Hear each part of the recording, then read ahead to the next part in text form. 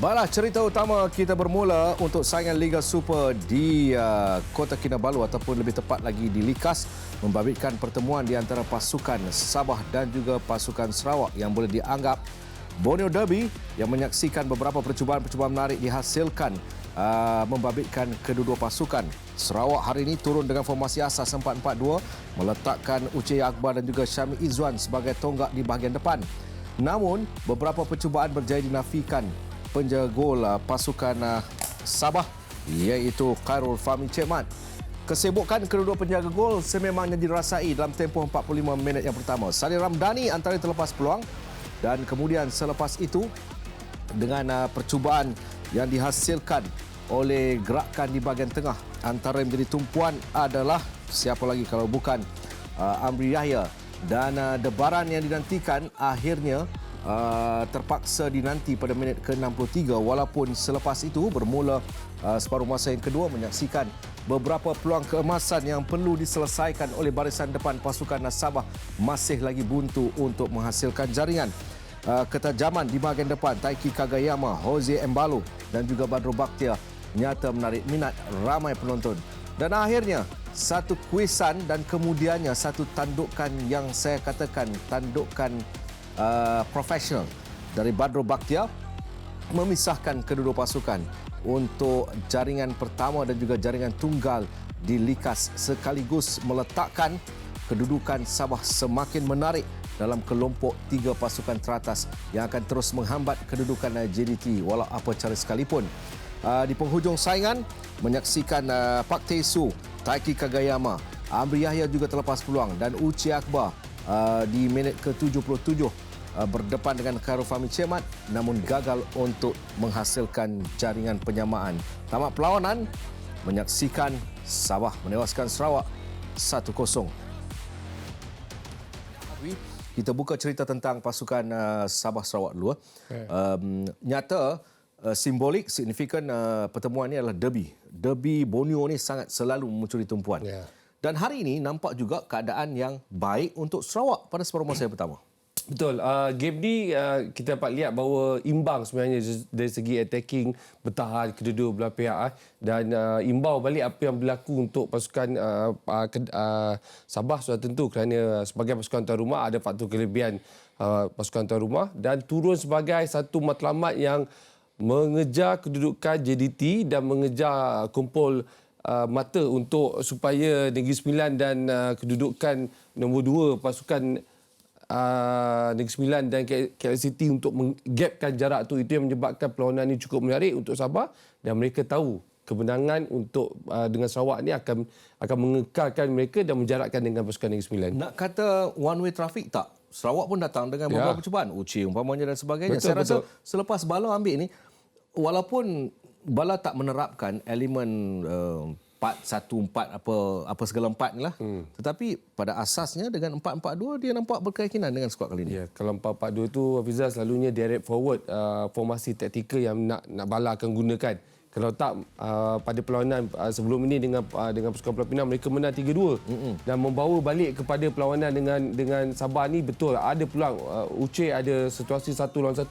Bukan sekali, ada 3-4 kali, 2 kali yang peluang yang dia miliki untuk menjaringkan gol terlepas peluang. Kita tak boleh nafikan bahawa kekebalan benteng pertahanan pasukan Sabah kebal ataupun mereka lebih berpengalaman dalam situasi 1 lawan 1 dengan pemain. Dan yang lebih penting, bila Sarawak ada peluang tak menjaringkan gol, datang kembali balik pada Sabah, yang menjaringkan gol tu adalah orang yang paling berpengalaman. Hantaran, ya, kalau saya gunakan perkataan kualitas hantarannya, waduh, kok cukup baik. Sadir Ramdhani, kalau tak salah saya, yang menghasilkan hantaran tersebut. Tetapi bagaimana pemikiran seorang pemain profesional melihat bola itu travel, melihat kepada position dia untuk melakukan tandukan. Beliau yang saya maksudkan adalah Badro Bakhtiar. Sebelum Bad, macam awak cakap tadi, sebelum Bad skor, kita tengok Sadil apa dia buat. Macam mana nak angkat tu? Bola tu macam ala-ala, macam... Curve, curve. Yes, curve satu step curve yang baik skill. Ini skill hantaran dan skill individu menjaga gol. Bad daripada kawasan tengah lari ke belakang sikit ke bahagian far post dan tandukkan teknik sebagai pemain berpengalaman dan teknik placing plus tanduk dan placing. Macam mana tu? Macam itulah keadaan tu. Kita balik first control, curve, but buat placing sebelah kiri punya gol. Dan ini kalau pemain tak berpengalaman, Abizal, saya rasa tak boleh buat ni.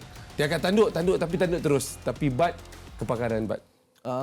Nadira, penerbit kita hari ini, boleh kita nak tengok balik. Saya suka pada awak cakap ketika dia angkat bola dan juga pada ketika bat di mana untuk ke arah bola. Okey, itu kita tengok sekali lagi. Kalau dilihat kepada pergerakan Sadil Ramdhani, nyata selepas dia menerima bola, dia sempat untuk mematikan bola terlebih dahulu. Yes, betul. Satu step daripada Sadil yang teknik untuk angkat bola, lambungkan ke bahagian papus. Dan Bat nampak ketika tu kan, kita dapat lihat tadi Bat duduk dalam kawasan tengah tapi lari judgement untuk membuat larian ke bahagian belakang papus, timing yang baik, placing sebelah kiri. Okey, itu Badrul Bakhtiar. Selepas itu, saya rasa Sabah boleh memperolehi banyak peluang ataupun boleh menghasilkan tambahan jaringan.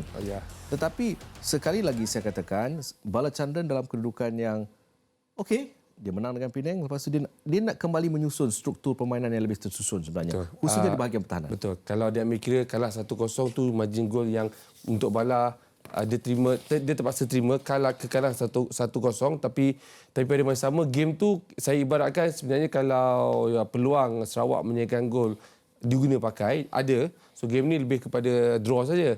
Tapi untuk menyusun balik apa yang Bala buat cukup tertarik, Abizal, kerana kita dapat lihat bermain dengan Sabah satu tempo game yang begitu laju dan cepat, attacking dan defending, bolos satu gol cukup untuk Sarawak. So kurang-kurangnya match untuk dengan Sabah, mereka ada perlawanan yang baik. Okey, hari ini Sabah, Datuk Ong Kim Swee meletakkan formasi yang boleh dianggap seperti 3-4-3 ya. 3-4-3. Tetapi Datuk Ong juga dilihat sudah mula memikirkan rotation pemain. Okey, antaranya seperti yang kita pernah bincang, bagaimana Irfan Fazail jarang diturunkan tetapi menghasilkan jaringan. Okey, hari ini kedudukan di bahagian tengah begitu solid kerana mereka mempunyai Sadil Ramdhani, Gary Steven Robert, Pak Tesu dan juga Riza Ghazali. Betul. Okey. Dua pemain yang boleh menang bola di tengah, dua pemain yang boleh buat larian di bahagian sayap. Betul. Selain daripada menyusun balik tengah tu Sadil, Rizal, Gary dengan Pak, saya tertarik dengan Alto Linus, pemain yang paling senior. Dia beraksi di sebelah kiri Afizal. Bukan senang tanggungjawab dia nak pikul, itu yang lebih menarik. Hanafi combine dengan Dominic dekat bahagian tengah. Dan Embalo tak menjadi sebenarnya untuk pasukan Sabah. Agak kritikal sekarang. Banyak bola pas kat dia di dalam bola. Tetapi separuh masa kedua pertukaran terus, Amri masuk. That's the impact untuk Sabah pergi dapatkan gol dan attacking. Dan itu sebenarnya terasa bila Amri masuk, habis. Kecak-kacir semua defend, dia pusing dekat kawasan tengah. Amri dan dibuka ruang Bat dengan Sadil untuk buat antaran gol. Amri dunia dia. Dia buat sendiri. Dia dunia dia. Dia ada magic dia sendiri. Dia just suruh dia pergi buat untuk dapatkan skor ataupun gerakan dan dia akan buat macam tu. Itu dia sebab saya klasifikasikan sebagai Amri ni dia ada dunia dia Dunia sendiri. dia sendiri. Dunia dia dengan keadaan kadang-kadang dia boleh main ikut suka dia. Betul. Tetapi impak Amri Yahya ni sangat-sangat luar biasa sebenarnya. Amri tetap Amri Yahya. Baik, saya sikit nak membawa kepada seorang pemain yang sebelum ini pernah beraksi dalam skuad remaja kebangsaan, iaitu Hanafi Tokyo. Okey. Nama dia Hanafi Tokyo. Jangan tanyalah pasal apa. Okey. Pemain ini saya katakan Datuk Ong sudah mula yang saya katakan tadi, rotation. Dia ada pemain senior, dia ada pemain experience dan dia memang berhak untuk meletakkan pemain-pemain muda yang dilihat satu perkembangan yang sihat sebenarnya. Betul. Kecederaan Jackson membuatkan Datuk Ong ada choice Hanafi. Sebenarnya sebelum ni pun dia ada 2-3 pertukaran percaturan pemain, tetapi Hanafi kali ini boleh bawa handle dia situasi bertahan tu dengan baik. Gandingan Dominic, saya rasa sekarang dia Sabah dah tak ada risau antara pemain defender yang mana satu nak letak. Ada choice 2-3 pemain.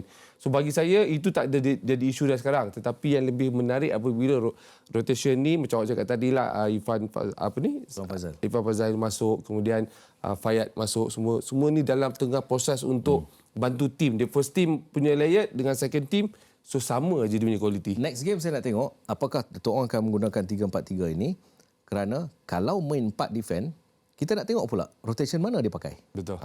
Itu yang menarik tentang pasukan Sabah.